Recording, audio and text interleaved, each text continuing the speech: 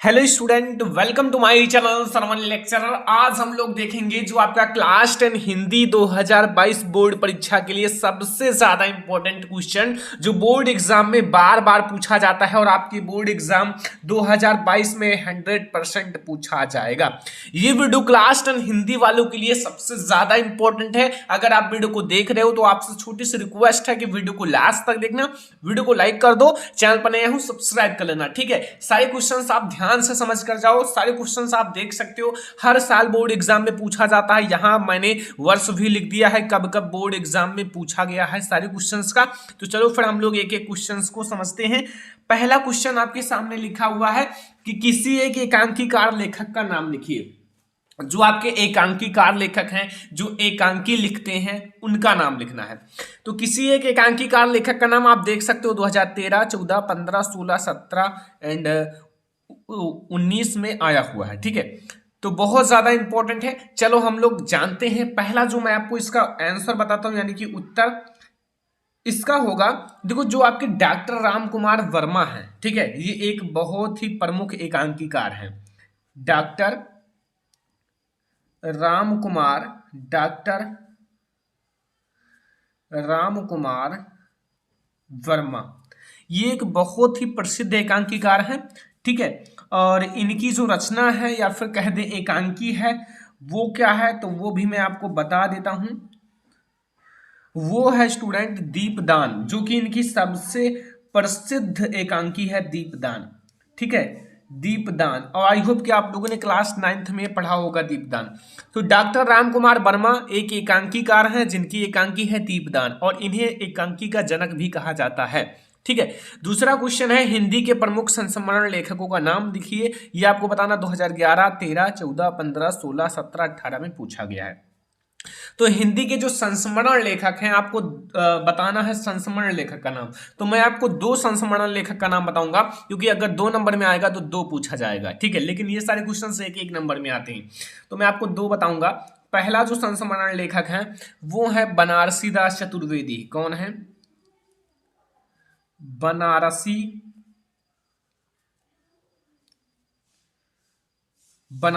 दास Chaturvedi. Okay, ये हैं इनके संस्मरण लेखक, यानी कि एक संस्मरण लेखक हो गया। दूसरा जो संस्मरण लेखक है वो है कन्हैया लाल मिश्र प्रभाकर। ठीक है, सारे क्वेश्चंस आप याद रखना, ये सारे क्वेश्चंस आपकी बोर्ड एग्जाम के लिए बहुत ही ज्यादा इंपॉर्टेंट है। कन्हैया लाल मिश्र, सॉरी, कन्हैया लाल मिश्र एंड आप ब्रैकेट में थोड़ा कॉमा लगाकर लिखना ऊपर, प्रभाकर। ठीक है, ऊपर। तो ये हो गया हमारे 2 संस्मरण लेखक का नाम। ठीक है, तो 2 संस्मरण लेखक का नाम पता चल गया। फर्स्ट कौन है? वो है बनारसी दास चतुर्वेदी एंड सेकंड है कन्हैया लाल मिश्र प्रभाकर। ठीक है, समझ में आया? आई होप कि आपको सारे क्वेश्चन समझ में आ रहा होगा। ये हमारे 2 क्वेश्चंस हो चुके हैं। ठीक है, अब हम लोग देखेंगे क्वेश्चन नंबर 3। क्वेश्चन नंबर 3 आप लोग देखो क्या कह रहा है, किसी एक प्रसिद्ध उपन्यास लेखक का नाम लिखिए। आपको एक प्रसिद्ध उपन्यास लेखक का नाम बताना है जो उपन्यासकार है। ठीक है, तो वो आप लोग जानते होंगे और बोर्ड एग्जाम के लिए बहुत ही ज्यादा इंपॉर्टेंट है। 2014 एंड 18, 19, 20 में आया हुआ है। तो उपन्यास लेखक जो है वो है प्रेमचंद्र। ठीक है, एक ही मैं आपको बता रहा हूं, प्रेमचंद्र, क्योंकि एक पूछा है तो एक आप ये याद रखना, प्रेमचंद्र। ठीक है, तो जो उपन्यासकार लेखक हैं वो है प्रेमचंद्र। इनका उपन्यास भी आपको पता होगा। ठीक है, गोदान, गबन, निर्मला, ये सारे इनके उपन्यास हैं। तो ये हमारे हो गए क्वेश्चन नंबर 3 जो आपके बोर्ड एग्जाम के लिए बहुत ही ज्यादा इंपॉर्टेंट है। क्वेश्चन नंबर 4 देखो क्या कह रहा है, कलम का सिपाही किस विधा की रचना है। आप लोग ये रचना देखे होंगे, पढ़े होंगे कई बार। जो कलम का सिपाही है वो किस विधा की रचना है, आपको विधा बताना है, नॉट बताना है किसके लेखक होना, आपको विधा बताना है। ठीक है, तो कलम का सिपाही किस विधा की रचना है, तो ये है आपका उपन्यास विधा। कौन सी विधा है? उपन्यास विधा। ठीक है, विधा, उपन्यास विधा। और मैंने इस क्वेश्चन को ऑलरेडी पढ़ाया है। आप लोग कमेंट बॉक्स में बताओ कि कलम का सिपाही के लेखक कौन है, कलम का सिपाही के लेखक कौन है, जरूर बताना कमेंट बॉक्स में, क्योंकि हर एक स्टूडेंट का मैं कमेंट जरूर पढ़ता हूं। तो ये हमारा हो गया क्वेश्चन नंबर 4 जो आपके बोर्ड एग्जाम के लिए बहुत ही ज्यादा इंपॉर्टेंट है और आप लोग जरूर याद कर लेना। ठीक है, क्वेश्चन नंबर 5 देखो आप लोगों के सामने, ये जो कि बोर्ड एग्जाम की बहुत बार आया हुआ है, बताने की जरूरत नहीं है कि छायावाद युग के दो कवि का नाम और उनकी दो दो रचनाओं का नाम लिखना है। जो छायावादी युग है उनके दो कवि का नाम लिखना है और उनकी दो दो रचनाओं का नाम लिखना है, ठीक है। तो छायावादी युग का आप लोगों ने नाम सुना होगा वैसे, तो यहां मैं आपको दोनों कवियों का नाम बताता हूं और उनकी रचनाओं का नाम। पहला आप लोग समझो, पहला जो है वो है जयशंकर प्रसाद, छायावादी युग का प्रवर्तक माना जाता है जयशंकर प्रसाद जी को। तो पहला आप याद रखना जयशंकर प्रसाद, ठीक है, जयशंकर प्रसाद। अभी मैं आपको इनकी रचनाएं बता दूंगा, तो पहले ही आपको मैं इनकी रचनाएं बता देता हूं, एक रचना या दो, चलो दो मैं आपको रचना बताता हूं। पहला है आपका कामायनी, इनकी जो कि प्रसिद्ध रचना है, आप लोगों ने सुना होगा, ठीक है, कामायनी और आंसू, क्या है, आंसू। और भी इनकी बहुत सारी रचनाएं हैं, चंद्रगुप्त, स्कंदगुप्त, झरना, ये सारी इन्हीं की रचनाएं हैं। और अगला देखो, ये हमारे फर्स्ट हैं कवि, सेकंड नंबर है महादेवी वर्मा। कौन है, महादेवी वर्मा, ठीक है, महादेवी वर्मा जी हैं। और महादेवी वर्मा जी की कौन कौन सी रचनाएं हैं वो आप लोगों को पता होगा, यामा और दीप शिखा, स्मृति की रेखाएं भी इनकी रचना ही है। तो भाई रचनाएं आप जरूर याद कर लो जो आपकी बोर्ड एग्जाम में पूछे जाते हैं, ठीक है। अगर आप लोग कहोगे तो मैं रचना तथा उनके लेखक का नाम जरूर बना दूंगा, लेकिन आप लोग कमेंट बॉक्स में कमेंट करोगे तब। तो ये हो गए हमारे छायावाद युग की। पहली बात तो इनकी जो मतलब लेखक हैं, फर्स्ट लेखक हैं जयशंकर प्रसाद, सेकंड लेखक हैं महादेवी वर्मा, और इनकी दो दो रचनाएं कामायनी और आंसू जयशंकर प्रसाद जी का, और महादेवी वर्मा जी का यामा और दीपशिखा। समझ में आया। अगला हम लोग क्वेश्चन देखते हैं। अगला क्वेश्चन देखो, लिखा हुआ है छायावाद की किन्हीं दो प्रमुख विशेषताएं लिखिए। बहुत ज्यादा इंपॉर्टेंट क्वेश्चन है। मैं आपको बता दूं, तीन विशेषताएं आपके बोर्ड एग्जाम में पूछा जाता है, उसमें से एक जरूर पूछा जाएगा। फर्स्ट है छायावाद युग की किन्हीं दो विशेषताएं, सेकंड है रीति काल की किन्हीं दो विशेषताएं या फिर इन्हें प्रवृत्तियां, एंड थर्ड नंबर आप लोग यहां देखो प्रगतवादी युग की विशेषताएं। ये आपके बोर्ड एग्जाम में तीनों में से कोई एक आएगा और 2 नंबर का आएगा, और बहुत ज्यादा इंपॉर्टेंट है, और आप लोगों को आज के बाद कोई भी दिक्कत नहीं होगा। पहला देखो लिखा हुआ है छायावाद की, तो छायावाद युग, पहले आप हेडिंग डाल देना, यहां मैं आपको समझाता हूं, ठीक है।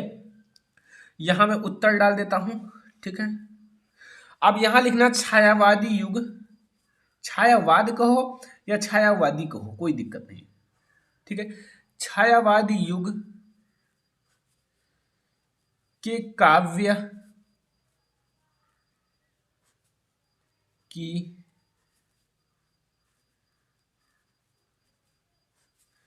प्रमुख विशेषताएं, प्रमुख विशेषताएं या फिर आप इन्हें प्रवृत्तियां भी कह सकते हो।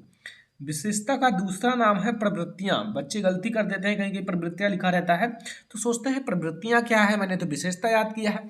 तो ऐसी भूल मत करो, 2-2 नंबर आपके लिए बहुत ज्यादा इंपॉर्टेंट है। इस प्रकार है, तो फिर पहला जो है, पहला आप लोग समझ लो, मैं हेडिंग डालता हूं। और दूसरा, तो पहला जो है वो है प्रेम सौंदर्य का चित्रण। अगर आप बुक में देखोगे तो बहुत सारी विशेषताएं लिखी रहेंगी, 4, 5, 8, 10, लेकिन मैं आपको केवल उनमें से 2 का बता रहा हूं, सबसे आसान जो है। पहला है प्रेम सौंदर्य का चित्रण, प्रेम सौंदर्य का चित्रण, ये हमारा फर्स्ट है। सेकंड है प्रकृति का मानवीयकरण, प्रकृति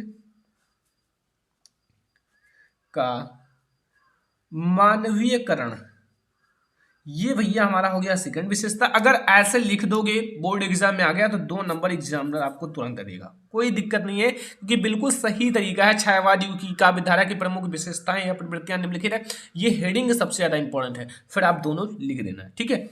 अगला देखो, रीतिकाल के प्रमुख प्रवृत्तियां या विशेषताएं पर संक्षेप में प्रकाश डालिए। कई प्रकार से पूछा जाता है और बोर्ड एग्जाम में देख सकते हो हर साल आता है, 2011, 12, 13, 14, 15, 16, 17, 18, 19, तो हर बार आता है, तो आएगा बोर्ड एग्जाम में।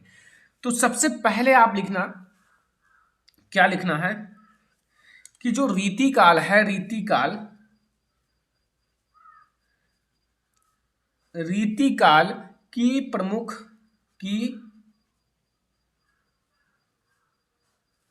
प्रवृत्तियां क्या हैं? प्रवृत्तियां या विशेषताएं, प्रवृत्तियां या विशेषताएं इस प्रकार हैं, इस प्रकार हैं। ठीक है, प्रवृत्तियां कहो या विशेषताएं मैंने बताया है। फर्स्ट आप लोग देखो एंड सेकंड देखो, दो ही पूछेगा, 2 ही मार्क से ऊपर आपसे ये ऐसा क्वेश्चन नहीं पूछेगा, चाहे आपका गद्य खंड का इतिहास हो चाहे पद्य खंड का इतिहास हो। 2 नंबर 1 नंबर, 2 नंबर 1 नंबर बस। पहला जो है रीति या लक्षण ग्रंथों की रचना, रीति या लक्षण ग्रंथों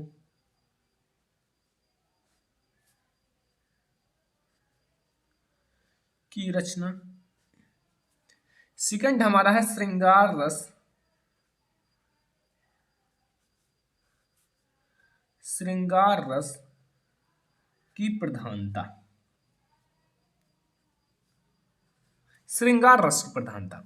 देखो पहले हमने एक सुंदर सा हेडिंग डाला है कि एग्जामिनर को यही अपना मतलब जितना भी इंप्रेशन है व्यक्त हो जाए। फिर हमने फर्स्ट डाला, सेकंड डाला और 2 मैंने लिख दिया। तो ऐसे में एग्जामिनर सोचेगा बच्चे ने मेहनत किया है और 2 में 2 मार्क देकर जाएगा। ठीक है, ये है सही तरीका लिखने का। हेडिंग अच्छे से डालो क्योंकि ये ज्यादा देखता है एग्जामिनर, फिर आप 1 2 करके अच्छे से लिख डालो। अगला देखो लिखा हुआ है रीति काल के 2 प्रमुख कवियों तथा उनकी रचनाओं का नाम लिखिए। 2011, 12, 13, 14, 15, 16, 18, 20 कई बार आया हुआ है, हर बार लगभग पूछा जाता है। अगर ये नहीं आएगा तो वो आएगा, वो नहीं आएगा तो ये आएगा, हर साल पूछा जाता है। ठीक है, तो अब आपका रीति काल आ गया। तो रीति काल के बारे में मैंने पहले आपको एक बात बताया कि रीति काल की विशेषताएं। अब आपको रीति काल की कवियों को बताना है। तो रीति काल के बहुत सारे कवि हैं, जैसे आपके बिहारी लाल जी भी रीति काल के कवि हैं और भूषण भी रीति काल के कवि हैं। तो आप पहले लिख देना कि रीति काल जो है, रीति काल के प्रमुख कवि एवं उनकी रचनाएं निम्नवत हैं। ठीक है, ऐसा लिख देना उत्तर। और जो रीति काल के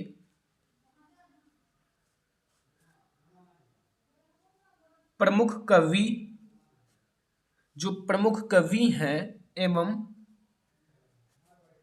जो उनकी रचनाएं हैं, क्या हैं? उनकी रचनाएं निम्नवत हैं। ठीक है, क्या है? निम्नवत हैं।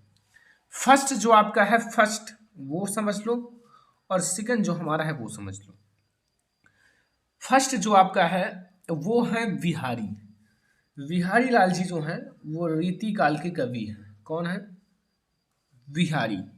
सेकंड है भूषण, भूषण भी रीति काल के कवि हैं। अब देखो ये तो आपको समझ में आ गया, अब आपको क्या समझना है? इनकी रचनाएं। तो जो बिहारी लाल जी की रचनाएं हैं वो है बिहारी सतसई। मैं आपको एक एक रचना बताता हूं। बिहारी सतसई, ठीक है। और जो भूषण जी की रचना है वो है आपका शिवा बामनी। आपको पता होगा बहुत सारी रचनाएं, क्योंकि इतना तो आपको हिंदी में पता ही होना चाहिए, शिवा बामनी। और जो आपका है आपका शिवराज भूषण, ये भी इन्हीं की रचना है, शिवराज भूषण। देखो इनके नाम से आ गया शिवराज भूषण। इनकी भी एक बिहारी सतसई है और एक है इनमें 700 दोहे हैं। इसमें 700 क्या है? दोहे हैं। ठीक है, समझ में आया? ये हमारे हैं रीति काल की 2 प्रमुख कवि, जो उनकी कवि हैं और उनकी रचनाएं। ठीक है, ये हमारे हो गए रीति काल। अब हम लोग देखेंगे जो प्रगतवादी युग है, जो प्रगतवादी युग की 2 विशेषताएं हमें देखना है। बोर्ड एग्जाम के लिए ये क्वेश्चन बहुत ज़्यादा इंपॉर्टेंट है। अगर रिकॉर्ड की बात की जाए तो आप लोगों को मैं दिखा देता हूँ थोड़ा सा। ठीक है, हर बार बोर्ड एग्जाम में आता है, यहाँ देख लो आप लोग। सारी चीज़ें 2011, 13, 18, 12, 13, 15, 16, 17, 18, 19, 2018, 20 कई बार आया हुआ है। ठीक है, तो बोर्ड एग्जाम में आने का बहुत ज़्यादा चांस है। सबसे पहले इसमें थोड़ा सा अलग आपको लिखना है। सबसे पहले लिखना है प्रगतवाद काव्य वह धारा है, प्रगतवाद में जो काव्य है वह धारा है जिसमें पूंजीवादी व्यवस्था का विरोध करते हुए साम्यवाद का काव्यात्मक रूपांतरण हुआ है। फिर आपको लिखना है जो प्रगतवादी युग की काव्य की प्रमुख विशेषताएं इस प्रकार हैं। क्या है? इस प्रकार हैं। अब मैं आपको एक एक करके बताता हूं। First and second. फर्स्ट जो हमारा है वो जैसा आपका है साम्यवादी विचारधारा। ठीक है,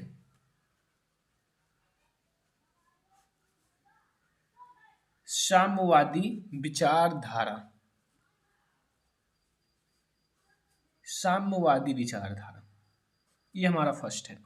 साम्यवादी विचारधारा और से प्रभावित, साम्यवादी विचारधारा से प्रभावित, लेकिन विशेष रूप से जो आपके कार्ल मार्क्स वाले हैं। ठीक है, तो साम्यवादी विचार जो आपका विचारधारा लिखना है, फिर ब्रैकेट में लिखना है जो विशेष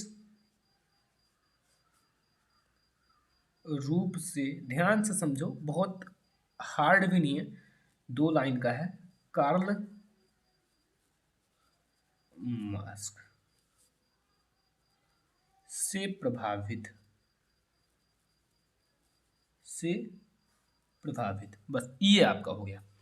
सेकंड, आप कुछ भी लिख सकते हो, आपके बोर्ड एग्जाम में, मतलब आपकी बुक में बहुत सारे दिए हुए हैं, मैं आपको वो बता रहा हूं जो आपको सबसे आसान लगे। दूसरा आप लिख दो, जैसे आपका है मानव मात्र,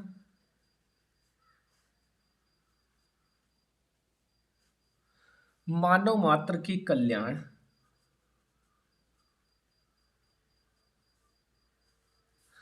कल्याण के लिए मानवतावादी, क्या है?